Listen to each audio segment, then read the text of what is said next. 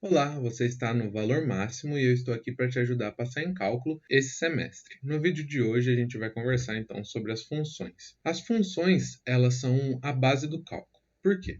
Porque ao longo do curso de cálculo a gente vai estudar em cima das funções. A gente vai estudar cada uma das funções, estudar o comportamento delas, como elas respondem a algumas coisas e também aprender a manipular elas para obter alguns resultados que a gente quer. Elas são o primeiro conteúdo que a gente precisa dominar para continuar bem no curso de cálculos. Os estudos, em geral, nos cursos de exatas, dependem muito da sua bagagem. Então, a aula de hoje depende muito da aula de ontem. E a aula de hoje vai ser muito importante para a aula de amanhã. Por isso que a gente precisa, já nesse começo, prestar bastante atenção e aprender bastante tudo que a gente conseguir sobre funções, para que lá no futuro, nas aulas que vão vir, a gente consiga lidar melhor com os problemas que vão aparecer para a gente, certo? Como base do cálculo, a gente precisa que esteja bem seguro o nosso alicerce desse conhecimento. O que acontece?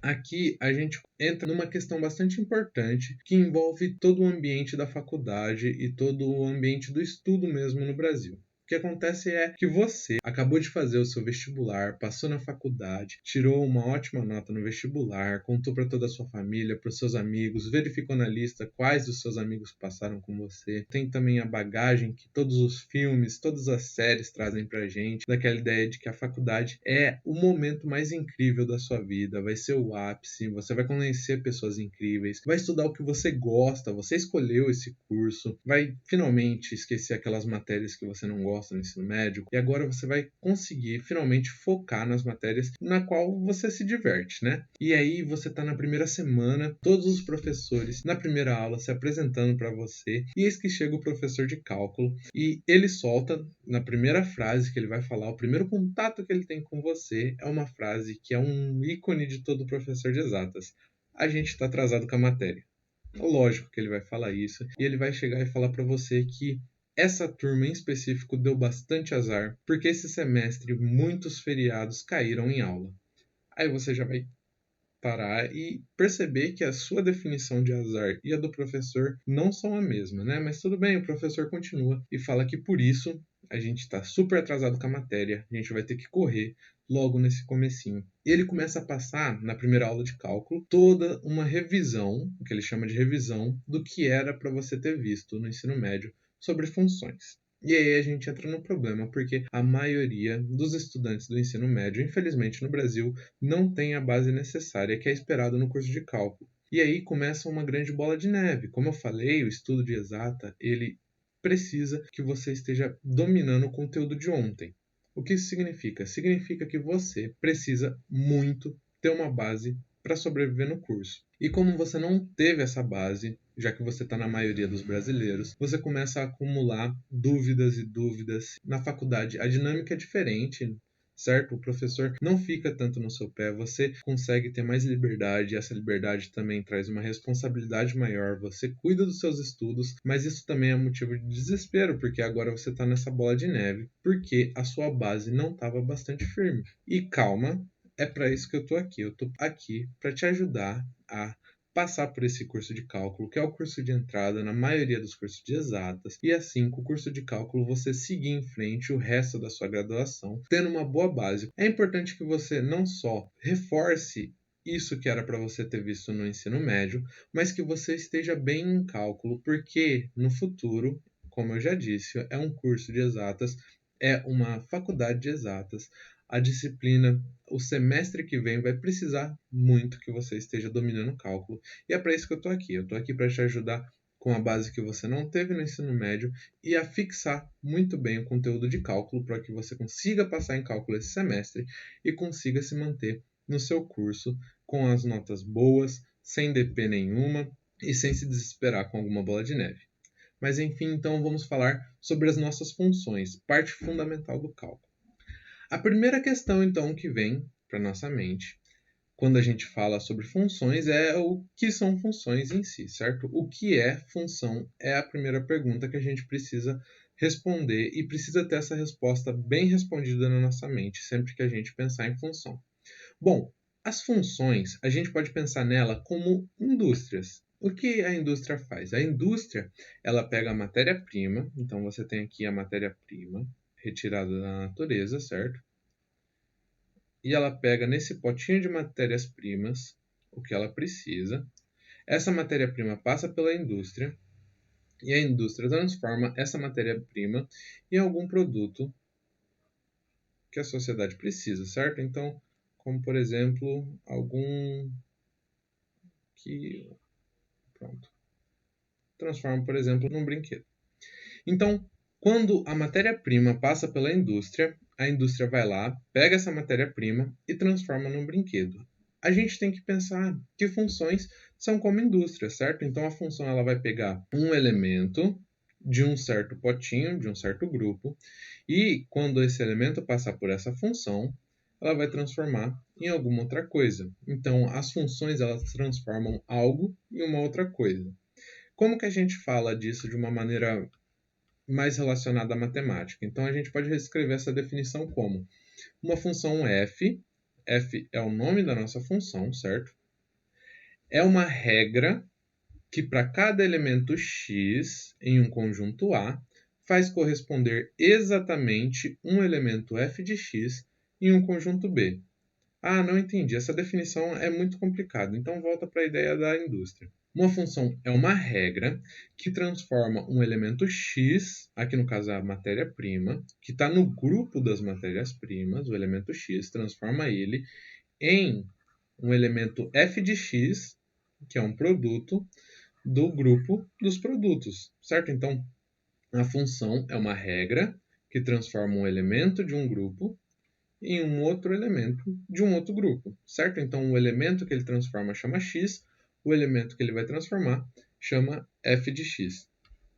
Quais que são as palavras importantes que você precisa, com toda certeza, ter gravada no seu coração?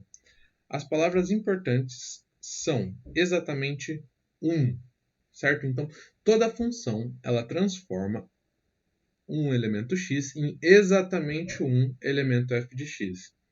Se tiver dois elementos f de x para o mesmo x, então isso não é uma função.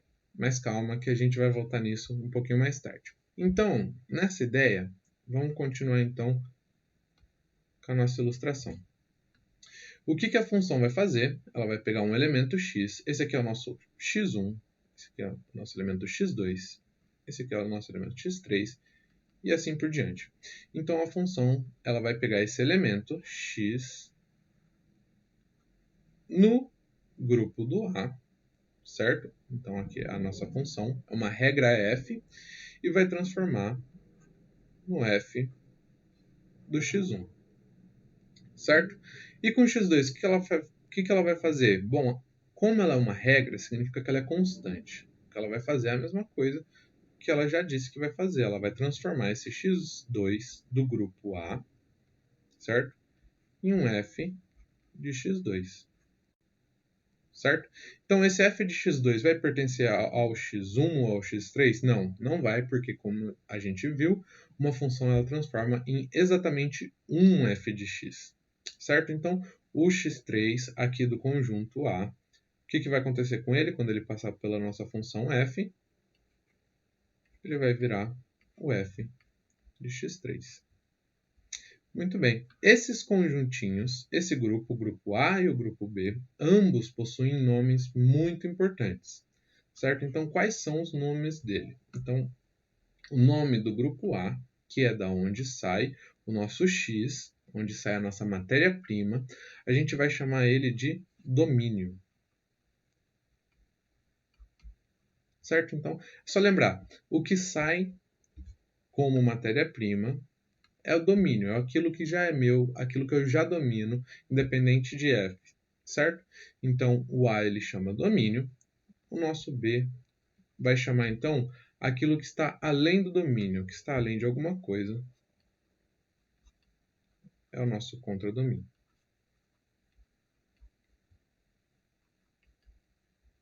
Então, o grupo de quem eu pego o x, o meu grupo A, ele vai chamar domínio, aquilo que está sobre o meu domínio.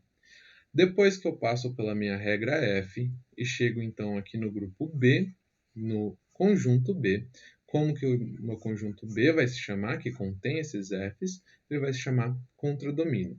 O que pode acontecer, contudo, é que no meu grupo B, no meu contradomínio, aquilo que está além do meu domínio, possa ter alguém, por exemplo, f de A1. E aqui embaixo possa ter, por exemplo, o f de W1. Espera aí, o W e o A, eles não são X. Ou seja, eles não vêm do meu grupo A, porque o meu grupo A só tem o X. O que muda é que ele é 1, 2 ou 3 e assim por diante. O F de A1 e o F de W1, eles não pertencem ao meu domínio. E se eu quiser falar só dessa parte do meu grupo B, que tem os meus Fs que vêm do domínio, certo? Então, e se eu quiser falar desse subgrupo aqui, desse subconjunto de B? Como é o nome desse subconjunto? O subconjunto que só tem F que vem do meu domínio. Bom, o subconjunto de B que só tem quem vem do seu domínio é chamado de imagem. Então, quem que é a imagem? Imagem é todo aquele f de x, todo aquele f de elemento que vem do meu domínio. Certo? Esses três nomes são muito importantes quando a gente fala de função. Lembra sempre que domínio é da onde eu pego a minha matéria-prima, é aquilo que me pertence antes de f. Contradomínio é o outro grupinho para onde vão todo mundo do domínio depois que passam de f. Só que no contradomínio pode ter gente que eu não estou usando, certo? Que a minha função não está contemplando. Quando eu quero falar de gente que a minha função está contemplando, eu falo de imagem. Então, imagem é todo aquele elemento f de x que se relacionam com o meu x do domínio. Então, gravou, prestou bastante atenção em domínio, contradomínio e imagem. A gente vai continuar, então, falando sobre funções. Bom, quando a gente fala, então, sobre funções, a gente tem 4 maneiras de falar sobre funções. A primeira maneira é a mais simples, certo? A mais corriqueira, que é uma maneira verbal de se falar sobre a nossa função. A gente não cita a regra, a gente não cita nenhum número, nenhum dado, a gente só explica verbalmente o que significa aquela nossa função. Então, aqui no exemplo a gente tem, olha, em janeiro comecei uma dívida e lá eu devia R$ 500. Ao passar do tempo, a dívida aumentou. Em junho, eu estava devendo R$ 3.000. Atualmente estamos em setembro e eu estou devendo R$ 4.500. Muito bem, então aqui eu falei para você de uma função. Eu pego um mês, aqui eu peguei janeiro, peguei junho e peguei setembro, e eu transformei isso em dívida. Não é uma transformação muito agradável, não é uma transformação que a gente quer, mas ela existe, certo? Então, quando a gente fala aqui de função, a gente está falando que eu estou pegando aqui no meu domínio os meses janeiro, junho e setembro, e após eu aplicar uma regra que vai dizer sobre a dívida, eu chego então no meu contradomínio com meus f de x em dívidas. Aqui, por exemplo, em junho, R$ 3.000, aqui em setembro, 4.500. Dessa maneira, eu descrevo a minha função sem falar muito sobre ela, sobre a regra dela, sobre o que está acontecendo, apenas falo sobre ela. A gente tem também a maneira numérica de falar sobre funções. Eu posso escrever uma tabela com elementos do meu domínio e da minha imagem sobre essa minha função, certo? Então, aqui no lado esquerdo a gente tem apenas elementos do meu domínio. Aqui eu não coloquei o nome dos meses, mas cada número representa um mês a partir do momento que eu fiz a dívida, que foi em janeiro. E aqui eu tenho o f de x, que é a minha imagem, que está no contradomínio, e o valor que ela representa na minha imagem. Então, em janeiro, como a gente viu no exemplo anterior, ele começou com 500. Ali no mês 3, essa informação é nova, a gente tem 1.500. No mês 6, 3.500. E no mês 9, 4.500. Dessa maneira numérica, a gente já consegue perceber e olhar para um padrão. Do lado esquerdo, a gente tem a tabuada do 3 e aqui a gente tem a tabuada do 5. Então, a gente consegue relacionar esses dois talvez a gente consiga até tirar alguma expressão daqui que vai nos ajudar mais para frente. Qual é o problema dessa representação? Essa representação ela é muito clara nos meses que eu tenho aqui mostrando, certo? Então, no mês 1, mês 3, mês 6, mês 9, eu sei o que acontece. Eu sei quanto eu estou devendo. O problema é, no mês 2, no mês 4, no mês 7, não tem nada nessa tabela que me garante que vai seguir o mesmo padrão.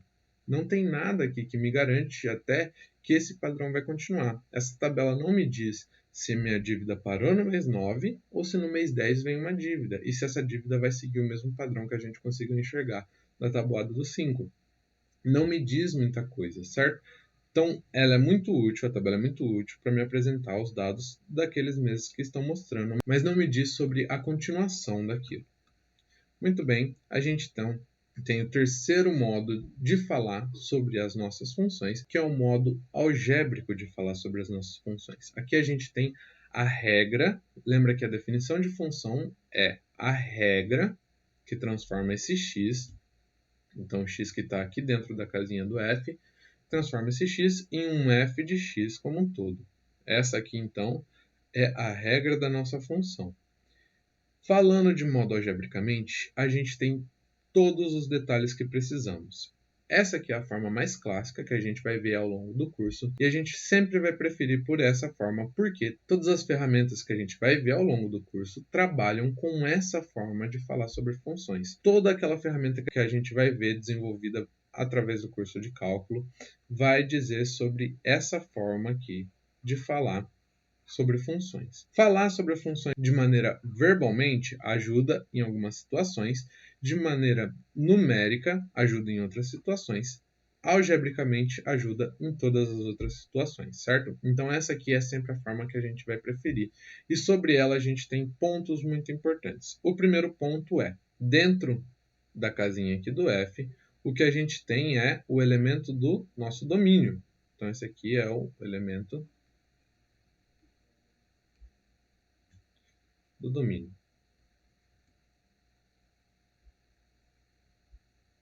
Muito bem. Quanto a esse f de x aqui, a gente tem a imagem da nossa função. Desse lado da igualdade, a gente tem a regra da função.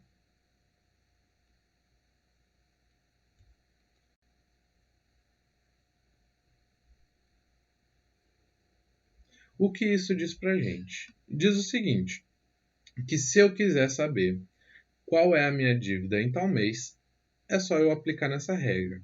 Por quê? Então vamos ver aqui.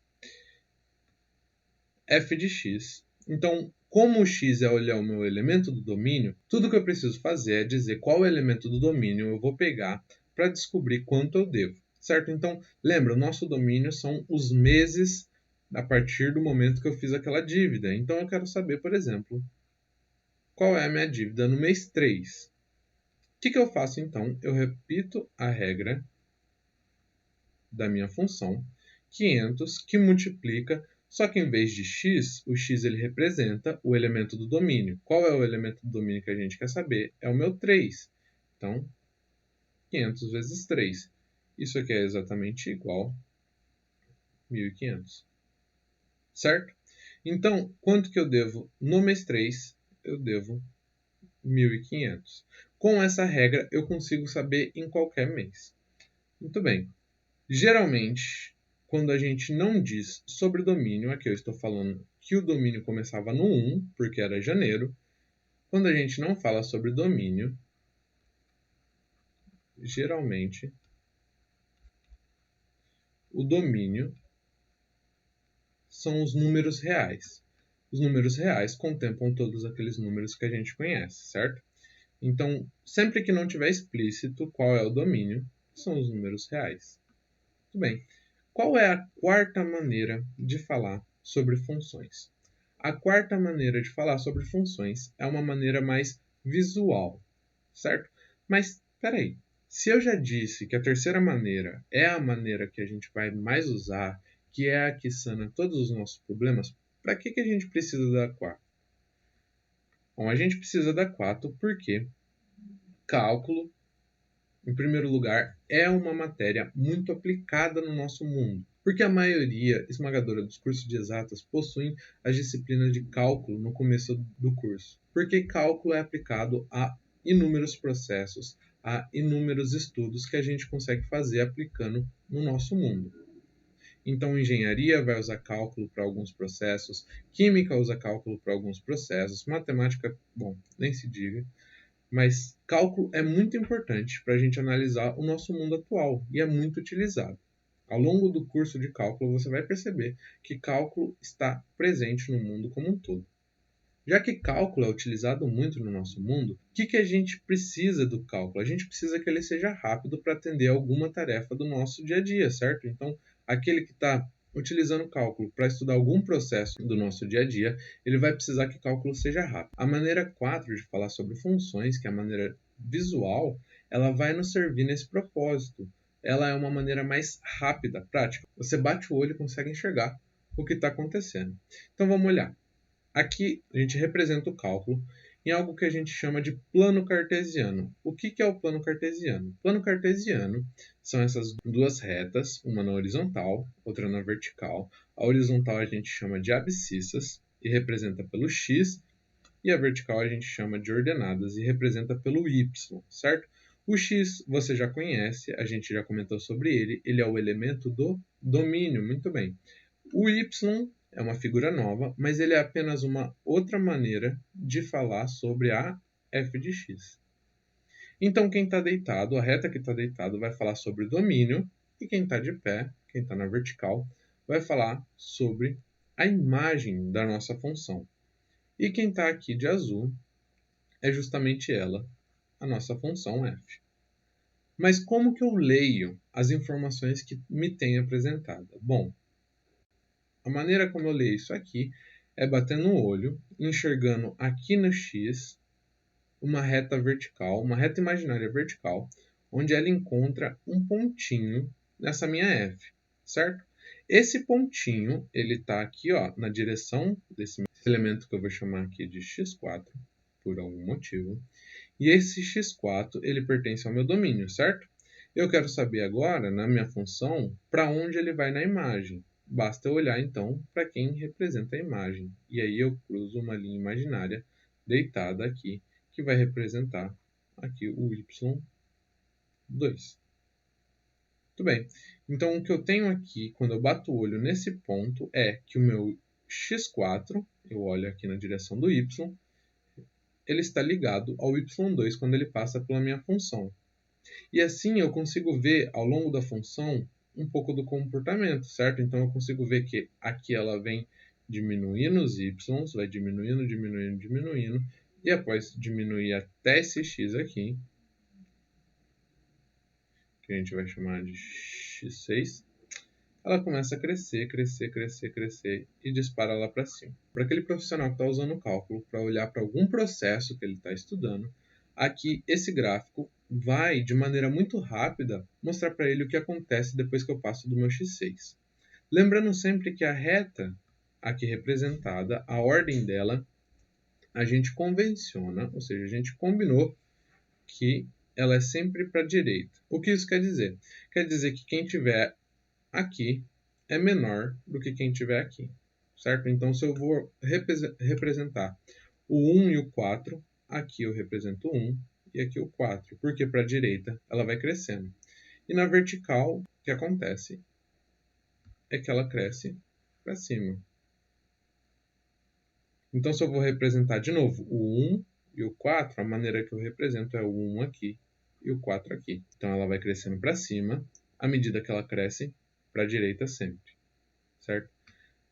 De volta a algo que a gente comentou no começo, para que mais essa maneira de falar sobre funções vai me servir? Essa maneira de falar sobre funções vai me servir também para ver se isso que eu estou enxergando na tela é ou não uma função. Lembra da definição de função que a gente enfatizou aquelas duas palavras? Exatamente uma? Pois bem, aqui a gente tem o nosso x, que eu vou chamar de x1. O meu x1, ele tem, olhando aqui na reta imaginária para cima, aqui e aqui. Esse pontinho, quando eu olho para a reta imaginária na horizontal, o meu y1, e aqui eu tenho também, na minha reta imaginária na horizontal, meu y2. O que, segundo a definição, não podia acontecer em uma função, isso mesmo, o meu f, ou seja, a minha função, ela nunca poderia levar o mesmo x para dois lugares diferentes. É exatamente isso que acontece aqui. O meu x ele possui dois pontos em que f está levando ele para y. Isso não pode acontecer. Então, a maneira visual da gente olhar se é uma função ou não, a gente faz algo que a gente pode chamar de teste da linha vertical. O que é esse teste? É simples, a gente traça uma linha na vertical. Se essa linha encostar duas ou mais vezes nessa curva que tem na tela, então isso não é uma função.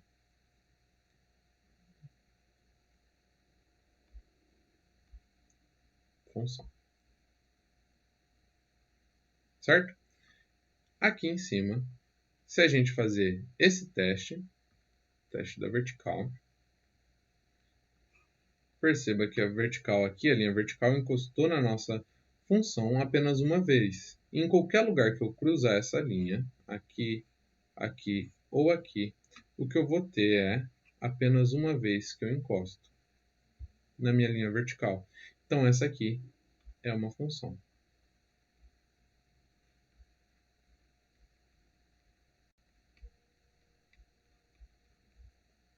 Muito bem, então o que mais a gente pode falar sobre funções no vídeo de hoje?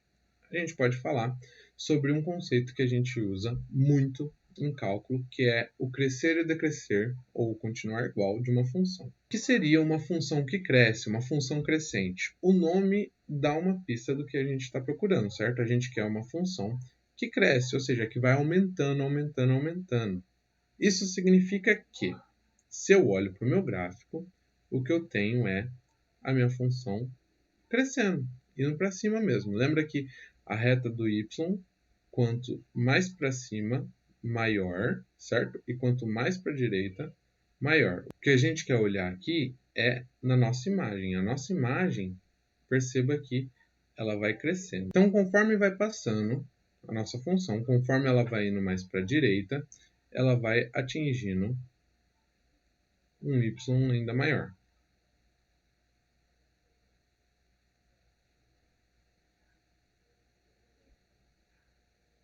Como que a gente pode falar isso de uma maneira mais formal na hora de categorizar uma função para saber se ela é crescente? Bom, a maneira que a gente fala é: uma função vai ser crescente, isso é bastante importante, quando o meu x1 for menor que o x2 e o meu f de x1 for menor que o meu f de x2. Quer dizer, bom, se eu tiver aqui, por exemplo, um x1 e aqui um x2.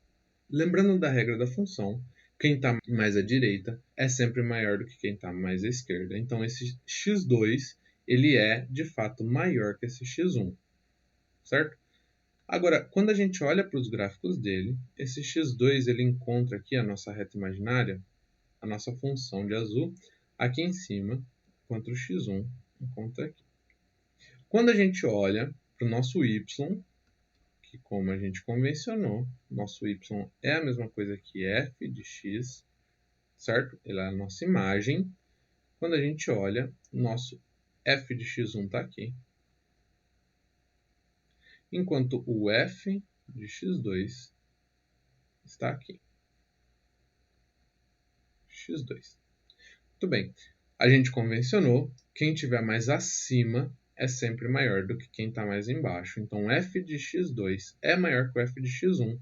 Então, isso aqui é uma função crescente. Se a gente olha para o gráfico dessa função, a gente consegue ver que a função, que o gráfico da função ele vai crescendo, crescendo, crescendo. Às vezes, isso não é tão óbvio assim quando a gente bate o olho. Mas, se usando a regra da função a gente chegar à conclusão de que f de x2 é maior que f de x1 para x2 maior que x1, então a gente tem uma função crescente. Só lembrando aqui que esse símbolo aqui ele significa menor que. Menor que. E aqui a gente repetiu ele. Significa que o da esquerda é menor que o da direita, certo? Então, x1 menor que x2 e f de x1 menor que f de x2. Então, a gente tem uma função crescente. O que seria uma função decrescente? Exata ideia inversa, certo? Então, aqui a gente consegue ver, batendo o olho já, que esse gráfico, conforme ele vai indo para a direita, ele vai diminuindo, descendo. Lembrando que quando mais embaixo, ele é menor, certo? Então, conforme ele vai abaixando, ele vai ficando menor. Então, como a gente pode definir aqui, que se x1 for menor que x2, mas o f de x1 for maior que o f de x2, a gente vai ter uma função decrescente. O que significa isso? Que se eu tiver aqui o meu x1 e o meu x2, e eu bater aqui o olho na linha imaginária vertical, encontrar um pontinho, olhar para a minha imagem, que é o meu f de x1, enquanto aqui no meu x2, bato o olho aqui, encontro a minha imagem aqui. Como o f de x2 está menor que o f de x1, porque ele está mais embaixo, e segundo a nossa regra, quem está em cima é maior, então a gente tem uma função decrescente. Uma função que não é crescente e nem decrescente, a gente chama de função constante. Ela não cresce, ela não decresce, ela continua a mesma, certo? Então, como que é o gráfico da nossa função constante? O gráfico da nossa função constante. Aqui a gente tem y, aqui a gente tem o nosso x. O gráfico da nossa função constante, ele é imutável. Então, quando a gente olha para ele, a gente vai dizer que uma função f, ela é constante se para x1 maior que x2, eu tenho f de x1 igual f de x2. Ok? Então, eu tenho aqui o meu x1 e aqui o meu x2. Eu olho para cima, encontro esse ponto, para cima, encontro esse ponto, e ambos estão relacionados ao mesmo y aqui. Lembrando que y é a mesma coisa que f de x. Certo? O que pode confundir nessa parte de função constante no começo é que, bom, você falou que não podia ter um x com 2y, certo? Não podia ter um x com 2f de x. Mas e um f de x com 2x? Isso pode? Pode. Isso está correto segundo a definição de função. Se você não confia, basta que a gente faça a regra da linha vertical, certo? Então, aqui eu desço a linha vertical. Em qualquer ponto que eu descer a minha linha vertical, eu vou encontrar essa função apenas uma única vez. Isso aqui é sim uma função. O que não poderia acontecer é um x com 2 f's, certo? Agora, um f com 2x, isso pode acontecer sim. Bom, pessoal, é isso pelo vídeo de hoje. Espero que tenham gostado. Alguma dica, algum comentário, alguma dúvida, por favor, deixe nos comentários. Dá um like se você gostou do vídeo. Compartilha com algum amigo que está estudando cálculo também, precisa dessa base de função. E não se esqueçam de seguir a gente nas redes sociais, Facebook, Instagram. Os links estarão todos na descrição. E acompanhem o nosso grupo no Telegram.